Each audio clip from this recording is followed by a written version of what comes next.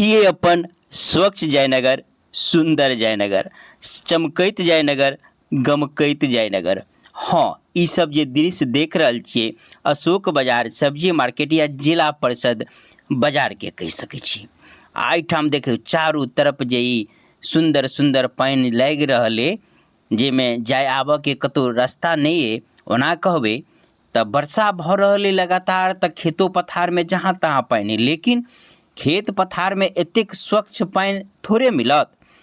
एहि पानि में पेशाब, पैखाना, कीदन, कूड़ा करकट सब कुछ मिलल अइ, तऽ एकदम स्वच्छ छै। आ देखियौ एहिठाम आस पास में जिला परिषद बाजार में दवाई के दुकान है, ई सब जे देखियौ टेस्ट करऽ वाला है, हॉस्पिटल सब है, डॉक्टर साहब सब एहिठाम बैठे छथि। तऽ एहिठाम इलाज करबै, एहिठाम इलाज करबै के लेल आओ, बैठ जाओ 3-4 घंटा में एकटा बीमारी के इलाज करेबै 2-3 टा फ्री में मिलत। किएक तऽ एहिठाम मच्छर एतेक जे है से गंदगी है, तऽ उ सब तऽ भेटे जायत। यह सब मुद्दा पर जिला परिषद मैडम जी जकरा अंतर्गत ई बाजार अबैया 6 महीना पहले हमरा भेट गेल रहे संजोग से एहिठाम घूमैत। तऽ हम प्रश्न कऽ देने रहिए कि बरसात में ई दृश्य होइ छै, तऽ उनकर की जवाब आयल रहे, आओ अहाँ सबके एक बेर देखा दी। सब्जी मंडी का भी व्यवस्था बहुत बदतर है यहाँ पर, जो है तो बरसात में तो पैर रखने का जगह नहीं रहता, इसके लिए क्या करना चाहते हैं? सब्जी बाजार के लिए चट्टी बट्टी का जो है हम लोग अपने जिला पार्षद के ऐच्छिक कोष से बहुत ही जल्द चट्टी बट्टी का जो है सो मार्केट, डिलक्स मार्केट का निर्माण होगा। और डीडीसी साहब बता रहे थे कि यहाँ पे विवाह भवन का भी प्रावधान किया जाएगा, और साथ ही साथ अभी वर्तमान में बाउंड्री के साथ साथ 12 रूम का सामुदायिक शौचालय का निर्माण होगा।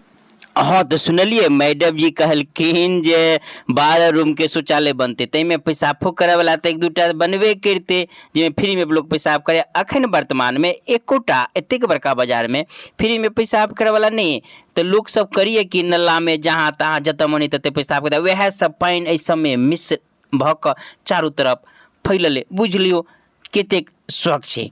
आ ई सब बातचीत 6 महीना पहले लगभग हमरा सब भेल रहे, जे दृश्य देखलिए।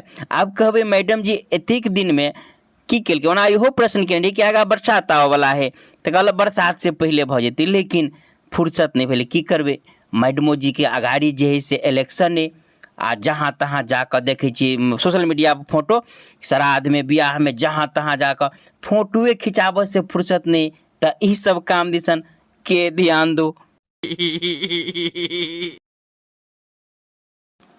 अब बात करबे कि एहिठाम जे बेचब या किसान चाहे व्यापारी वर्ग जे क्यों, ओकरा ले व्यवस्था, तो व्यवस्था के बात में टॉप पे कहत ठेकेदार कि यहाँ के जतऽ जगह मिलैया ततऽ घुसिया कऽ जेना होइए तेना बेचू। पूरा टाइट व्यवस्था है, पाई ले में नहीं छोड़त। पूरा 30 रुपया ले है, अहाँ 10 किलो बेचलिए तैसे नहीं मतलब है, 5 किलो बेचलिए 30 गो रुपया दिए पड़त। ओइके बाद एक महिला होती चाहे पुरुष वो उठाबऽ के लेल सफाई के नाम पर कि हम सफाई करा, जतेक हाथ में अटते जबरदस्ती उठा के लऽ जात, आ कोई नहीं बाजि सकै छी। हाँ, आप अहाँ सोच लियो जे सफाइए नहीं तो सफाई करे है कि, आ ठेकेदार के की जिम्मेवारी है।